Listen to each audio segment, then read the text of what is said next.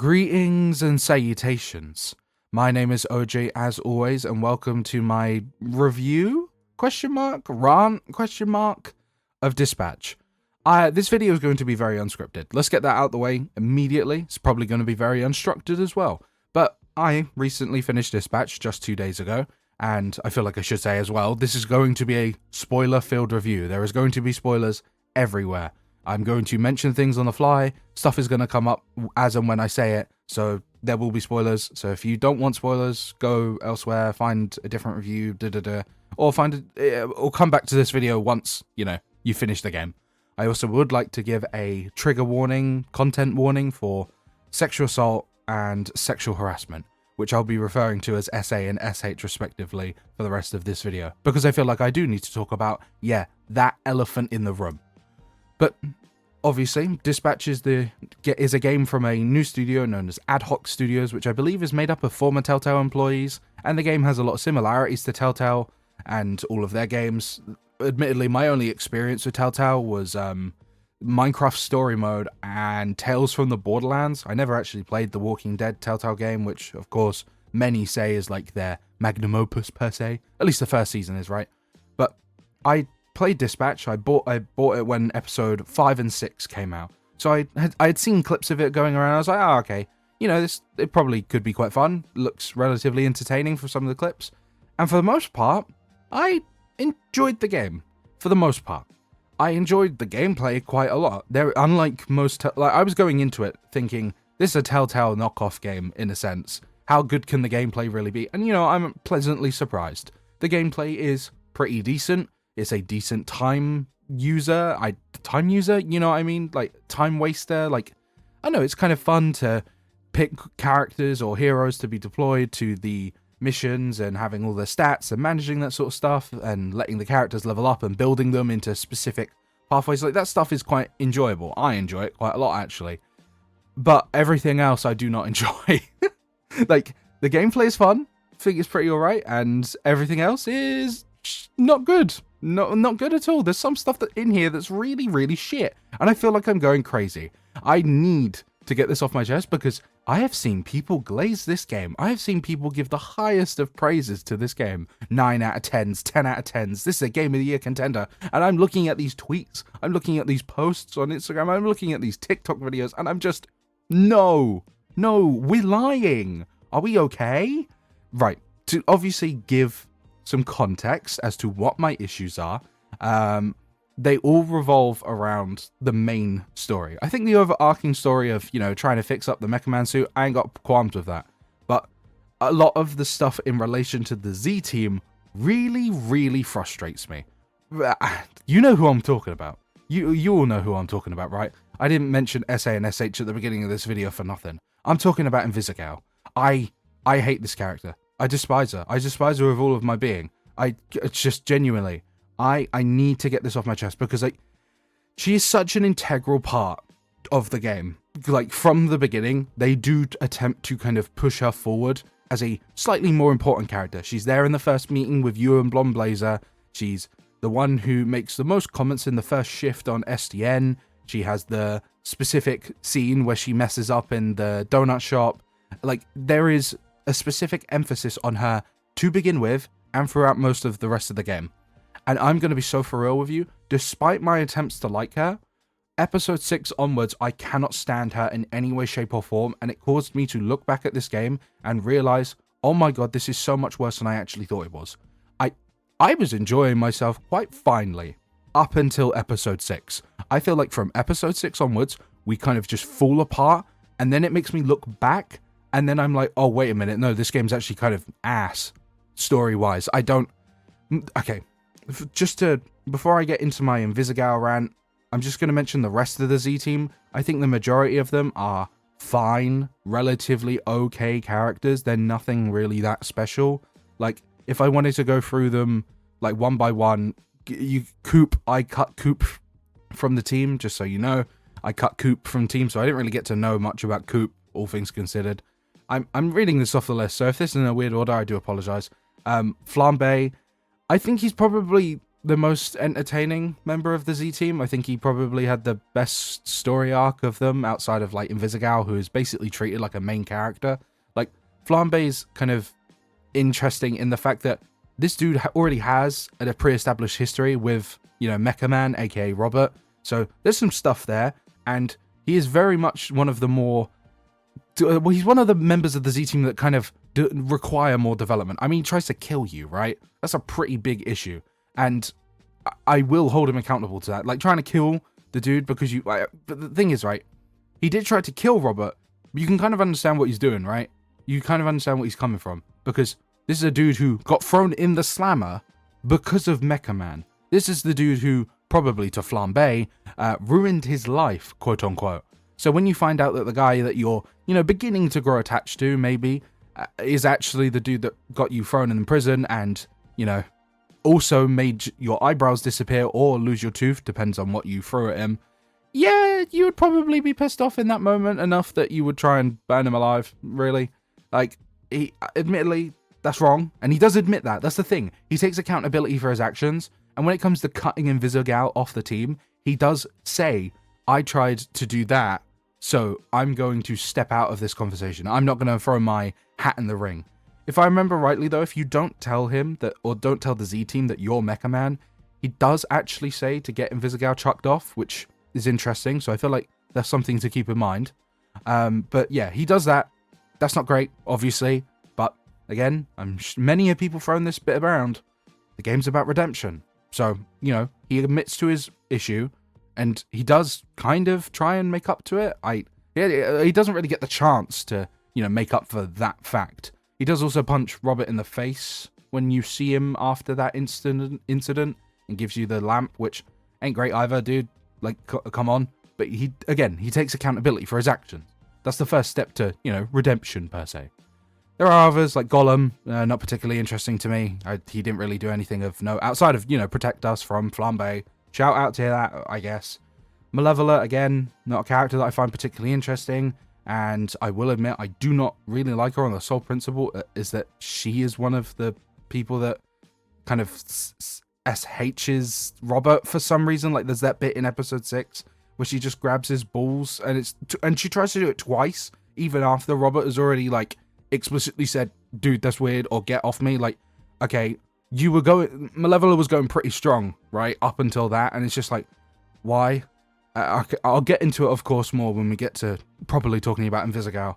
Prism, as much as I love her, and I think her personality is very fun, she doesn't really get to do anything. We don't really get to learn much about her. Again, this is a constant issue.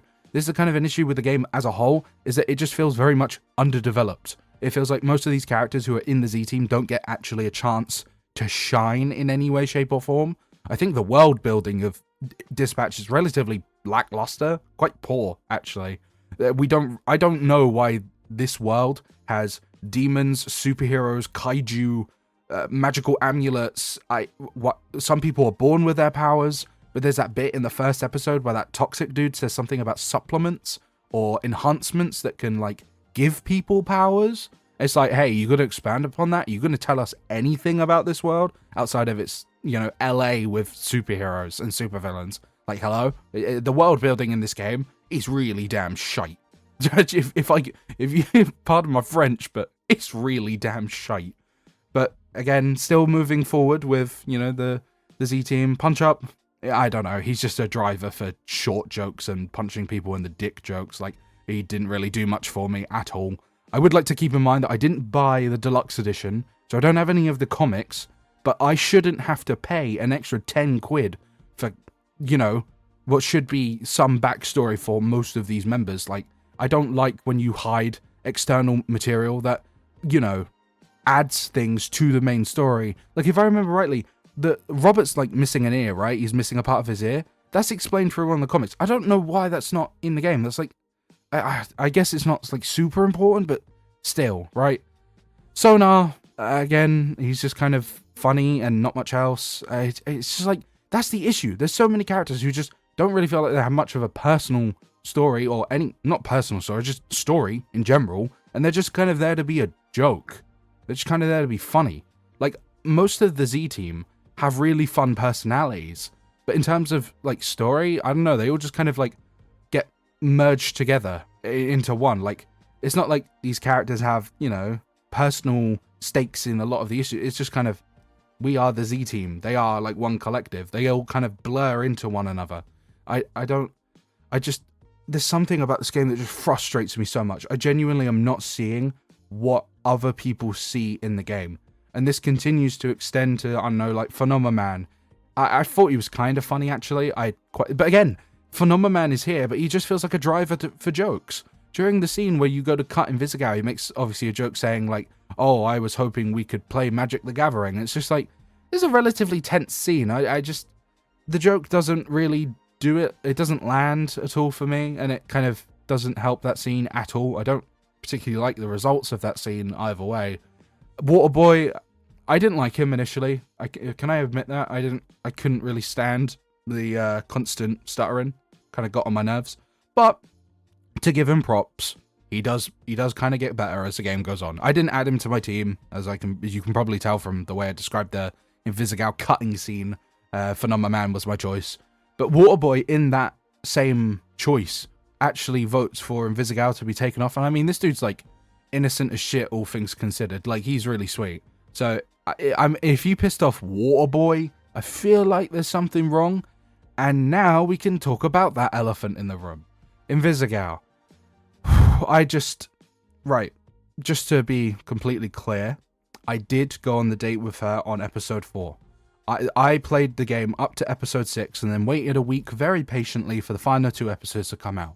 And I gave her many chances, right? I don't like her to begin with, right? She punched me square in the face because I rightfully called her out on messing up and asked her to take accountability for her actions, which, you know, is the whole point of the program, right? We're here to reform ourselves. We're here to become better people.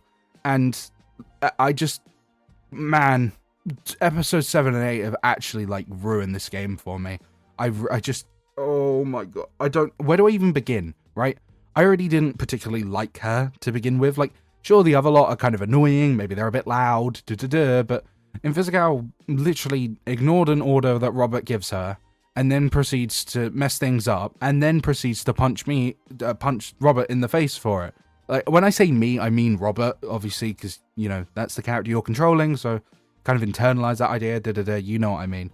But, like, she punches Robert in the face, which, admittedly, I did snitch on her for. It's like, come on, man. It's my first day. You just punched me in the face for what? What, because you can't take accountability? Come on, man. I need to stress, this is a 27-year-old woman. She's 7 years older than me. And she is acting like a 16-year-old. And you know what? I feel like a lot of her issues, like story-wise, could actually have been solved if we don't make her a romance option and instead make her a teenager. Make her like 17 or something. Someone who clearly has issues with authority, taking accountability, is immature because they aren't fully developed. That would explain a lot of her decisions. But no, she's a 27-year-old woman. She's 7 years older than me. She acts like half my age. So that, I'm already off to a bad start with her, right? But you know what? The whole point of the game is to give people a chance, to allow them to reform, to let them become better versions of themselves. And I will give her that chance. In episode 3, I gave her that chance. In episode 4, I went on the date with her because I didn't really feel like being a rebound for Blonde Blazer, who, just to briefly mention Blonde Blazer, I feel like she's very much underdeveloped, all things considered.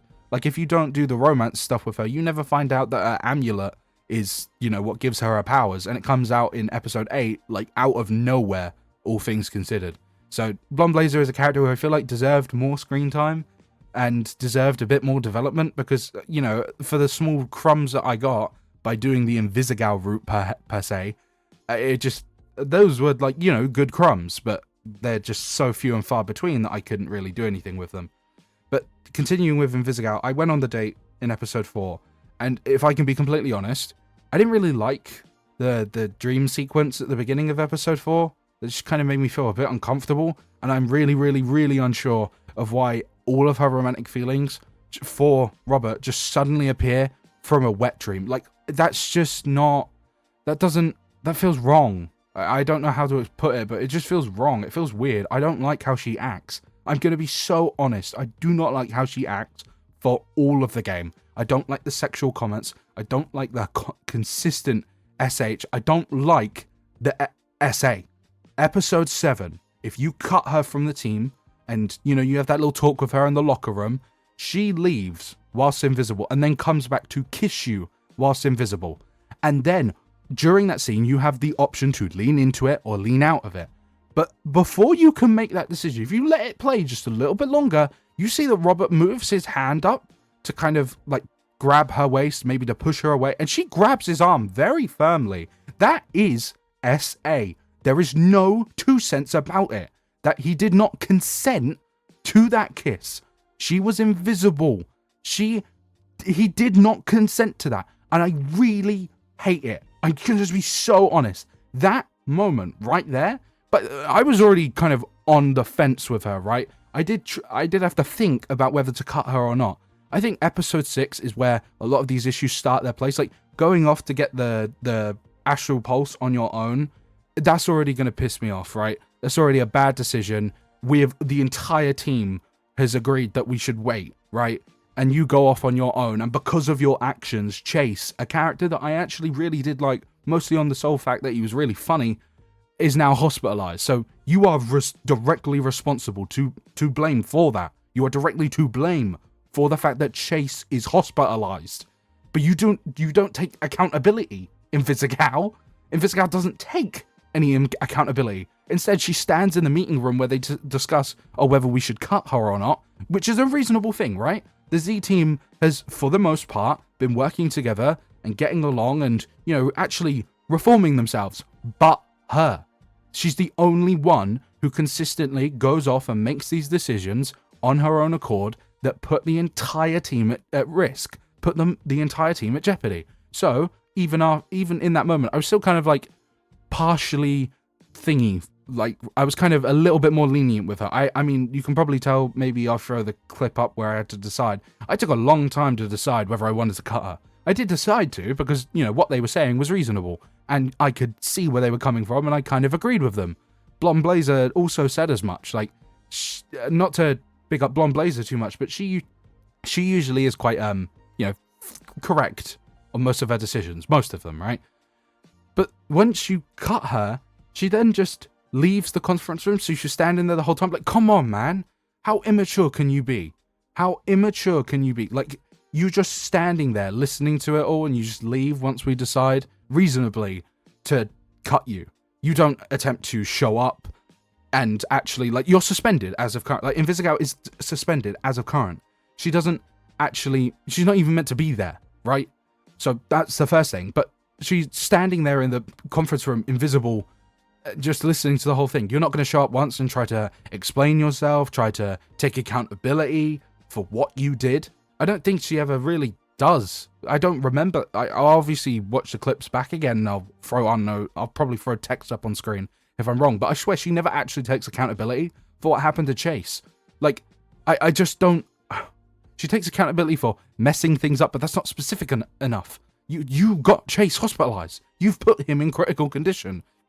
Obviously, the choice to save you was his own, but he wouldn't have had to make that choice if you hadn't have gone off and done that shit in episode 6. So, knowing that she was in the room listening to all that and didn't attempt to in any way stand up for herself or, you know, explain what she did her thing for, etc., etc., like, that's already annoying, right? But then you go to the locker room and then she proceeds to SA you. What?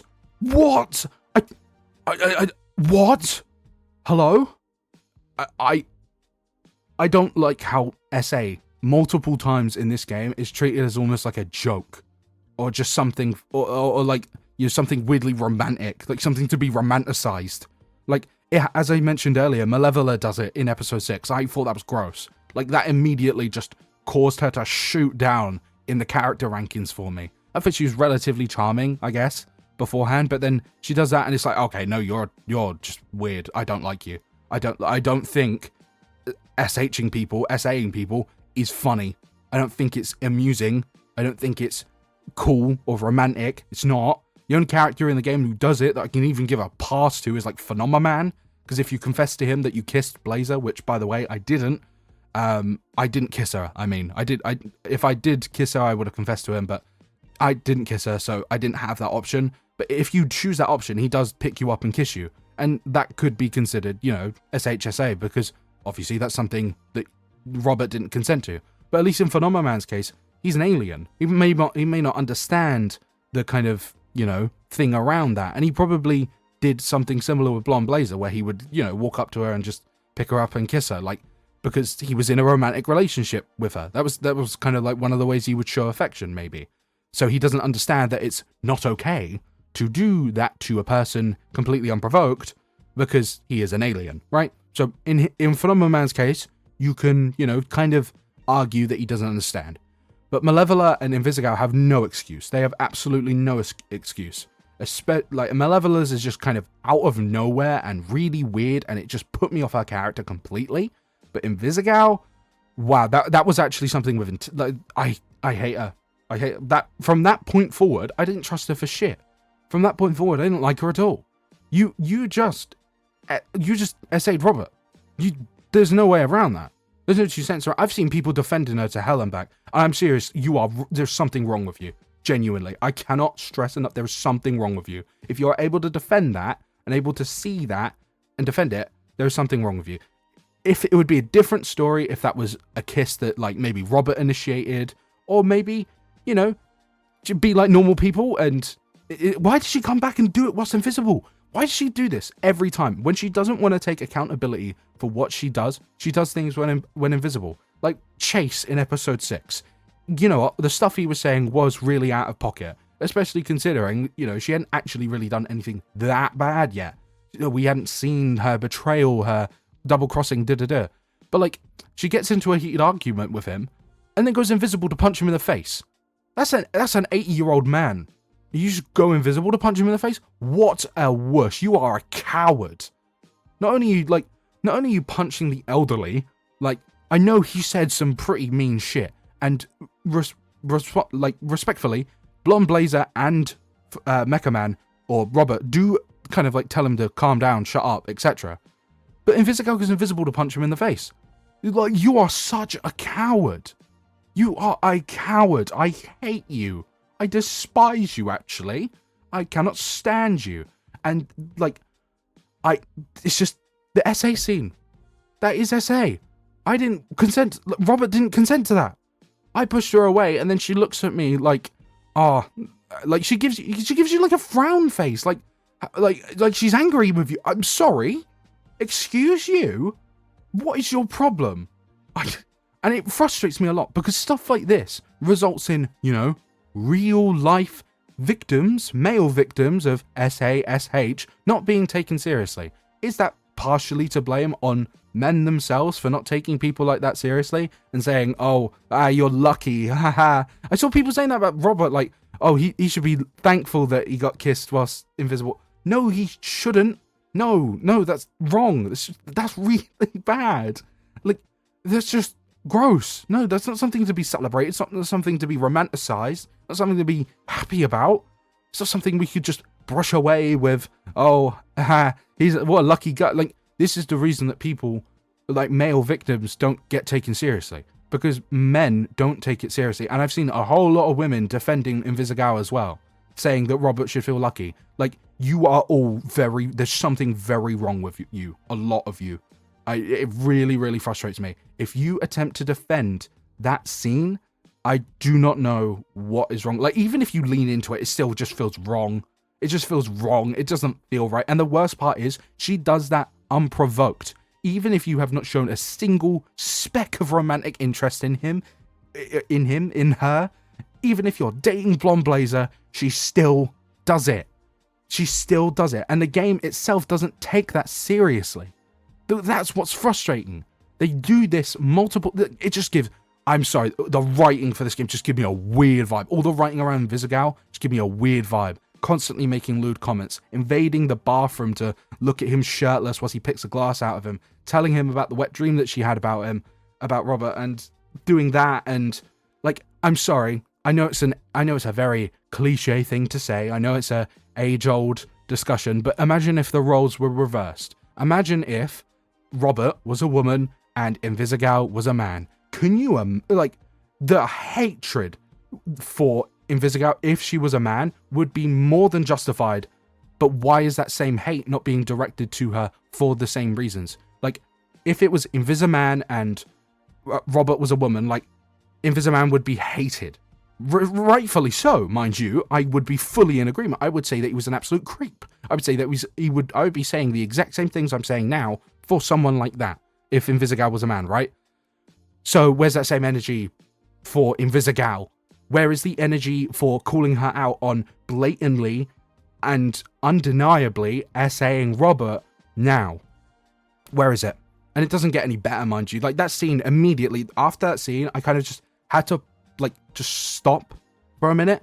Like, you don't see it in the footage, because I ended up, like, you know, stopping the recording and then pausing and then coming back to it. Like, I did just kind of have to take a minute and just think about that.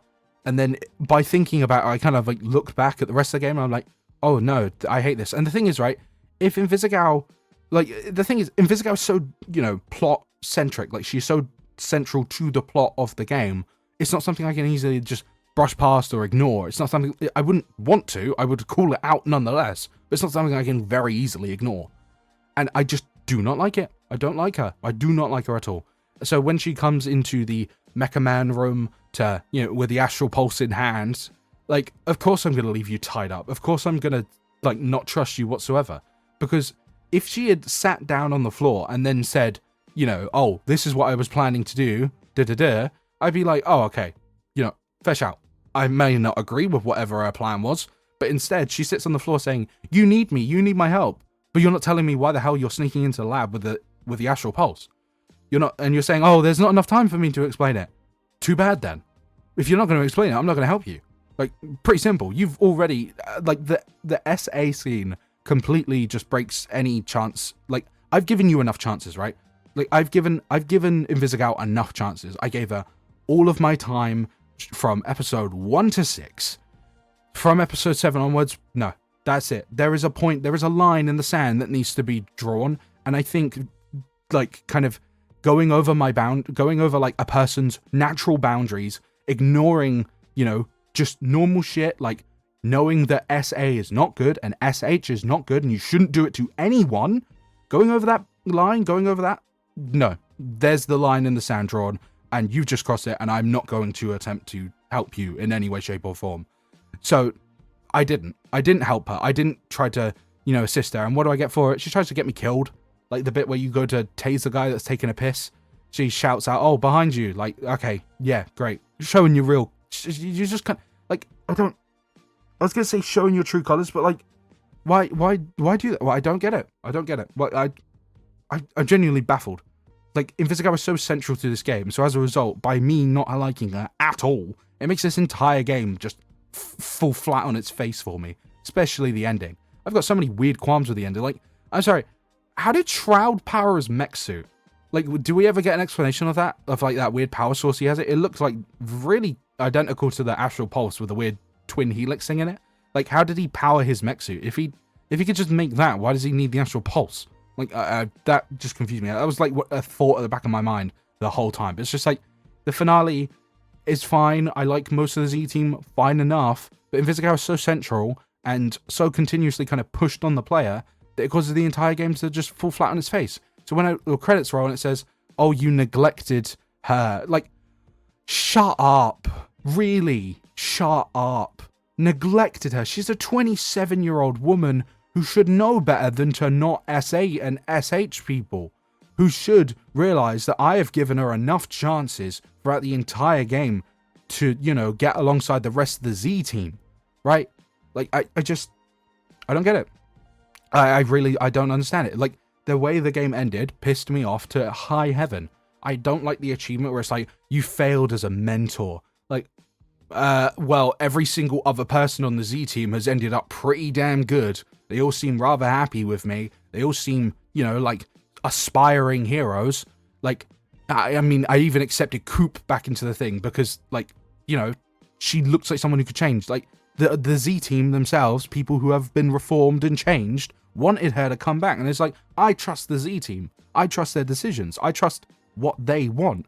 because they have proven to me, all of them, in some way, shape, or form, to have been relatively reformed. Flambe's like the only one who's very much going to have to make up for what he did. But here's the thing, this game is so damn short, you never even get the chance to make up for what you did. Each episode is like 40 minutes long. I got like 8 hours on this game. I finished the game in 8 hours.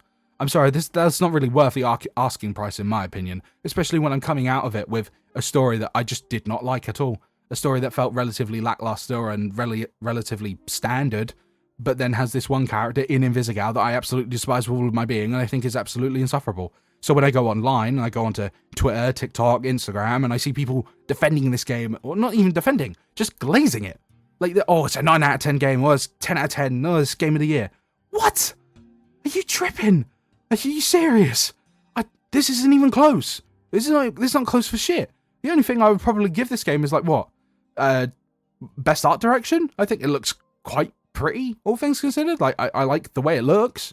I think some of the character costumes could probably be improved. Like, why does Prism have two blue boots?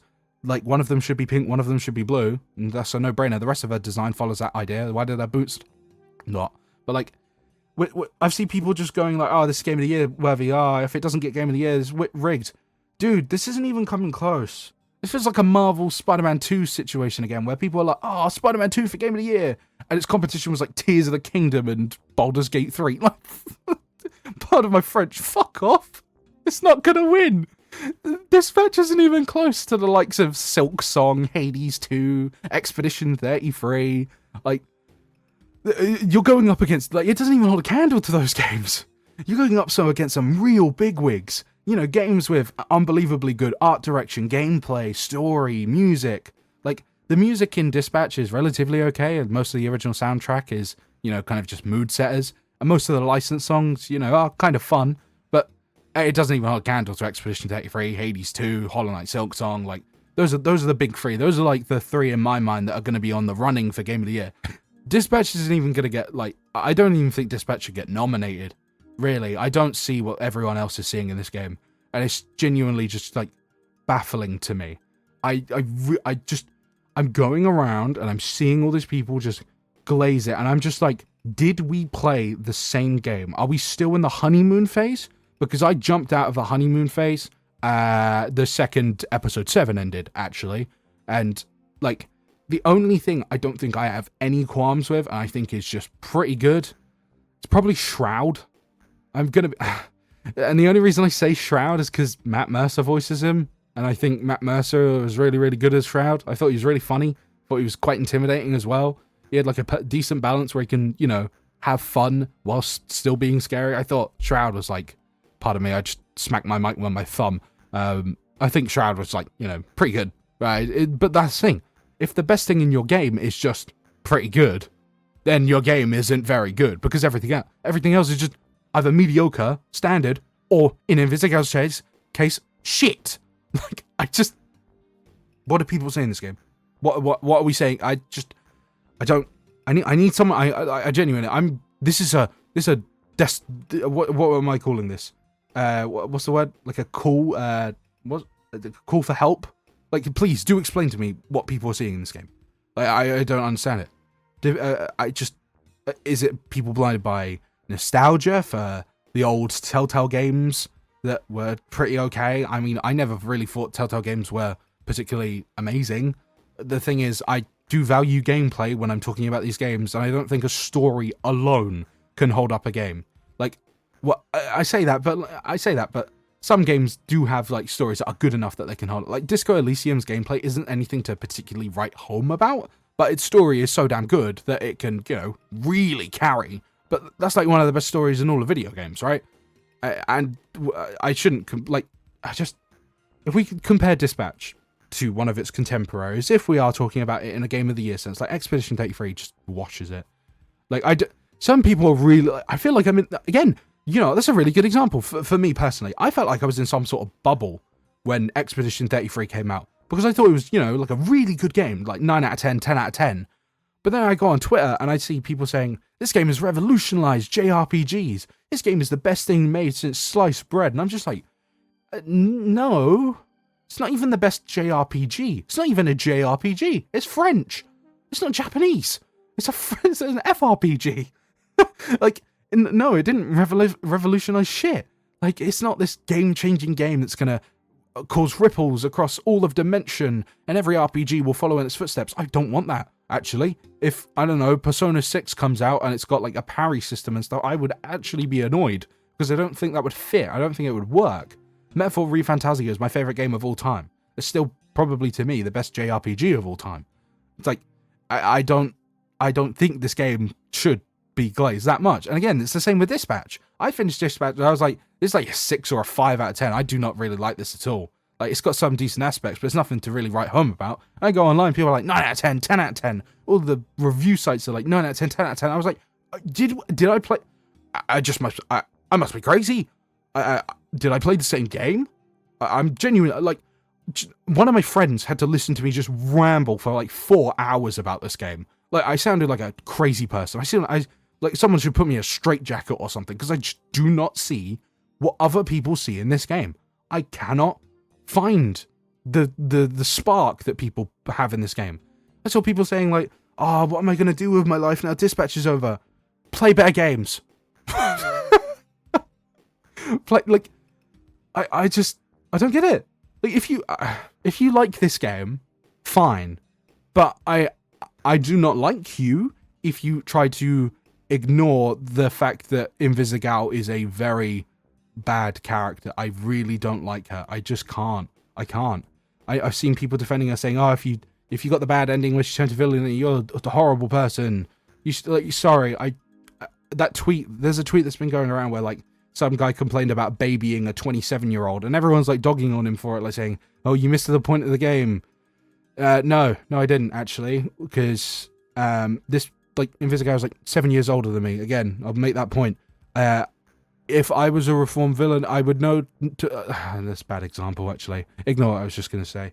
It's just, I don't get it. Like, the rest of the Z team are relatively functional human beings. You know, adults. People with some tact. People with some ability to take accountability for their actions. Flambe, as an example. He does take accountability for trying to kill Robert. It doesn't make up for it, but still, he does actually take the accountability. Invisigal just doesn't. I just don't get it. I don't get it. It did feel like I was babying her. I'm going to say it did feel like I was babying her. Because why do I have to put so much effort into making sure that she doesn't turn to villainy? Like, you do one thing wrong. You don't agree with her once. She's like, "I'm a villain now." Dude. Seriously, how much of a just...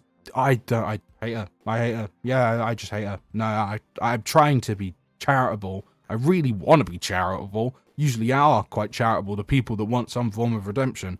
Going back to the Disco Elysium example, the main character of that game, Harry Dubois, is someone who has to redeem himself by the end of it, by making up for what he did in his past, even if he doesn't remember it. I was with him the whole way. I was trying to make Harry, do something. Like, actually make up for what he did. It will never change what he did, but he can try to make up for it. He can attempt to be better with his life. But Invisigal again, the SA scene, I don't like it. And it sets a weird precedent, because so many people play this game and so many people are just like brushing that away. It sets a weird precedent for, like, just letting people get away with that sort of shit. Like women being allowed to get away with that sort of shit. Again, to use the age-old example, if the roles were reversed, people would not be letting, like, Invisigal get away with it at all. And rightfully so, because it's not something that people should be allowed to have brushed off. Like, it's so frustrating. I hate it. This game doesn't make any sense. I'm not seeing what other people see in the game.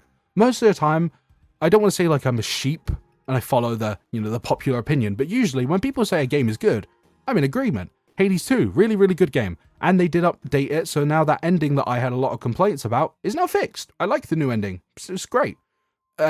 Expedition 33, again, good example. People were glazing that game to high heavens, and while I didn't think it was, this game-changing, revolutionary masterpiece, it was a masterpiece. It was a masterpiece. It's really, really good.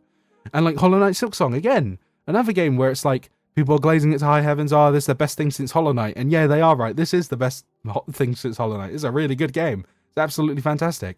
I love all of the messages in the game. I love the gameplay. I love the music. Like, this is the one time where people are glazing a game to high heavens. I'm just sat here like, no, this game's shit.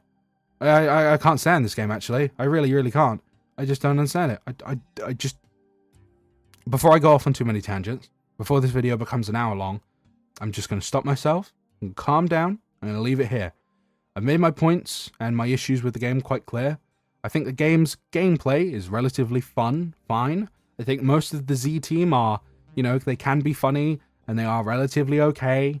But man, Invisigal just drags this entire game down, like, really, really badly. Like, this would have been like a 7, maybe 8 out of 10 game at a push.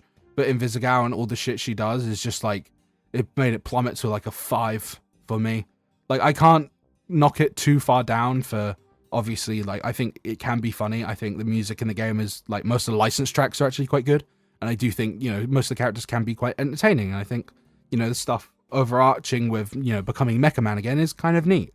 It's nothing, like, crazy. It's nothing new. It's nothing special. That's why I was going to give it, like, a 7 out of 10 to begin with. Because that just means it's good.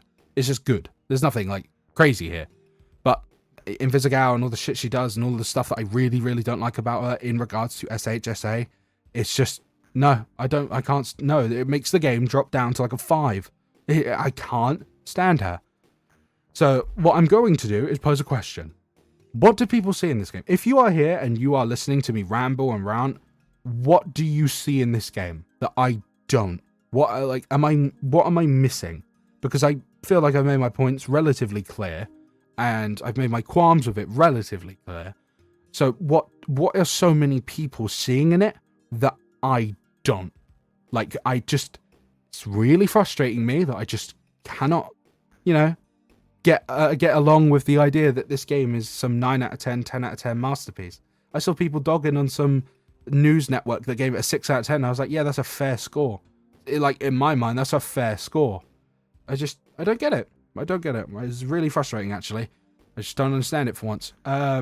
Yeah, just please do tell me what you actually thought of the game, and like whether you can kind of agree with me, disagree with me. I really want to know, like, what people see in it, because I'm not seeing it. But with all of that said, this is now the end of this rant. Call it a rant? Yeah, I'm gonna call it a rant. I'm so exhausted. I've complained about this game for, like, I've spent like 6 hours of my life complaining about this game, and I think those are 6 hours that I really, really want back right now. I want the 8 hours I spent playing it back right now. I wish I didn't spend 25 quid on it, really. But yeah, it's a fine game, right? It's okay. It's just that all the stuff with Invisigal just drags this game so far down to me. It just infuriates me, actually. Yeah, I'm gonna go on a tangent again if I think about it too much. But yeah, if you've managed to make it to the end and listen to my complaints, thanks, I guess. Well, no, not thanks. No, thank you. No, not I guess. Thank you. Do let me know again what you thought of my opinions, whether you agree, disagree. Please, I actually want people to discuss in the comments for once, because I need to know what I'm not saying. Like, comment, and subscribe if you feel so inclined, and if you enjoyed maybe the entire video.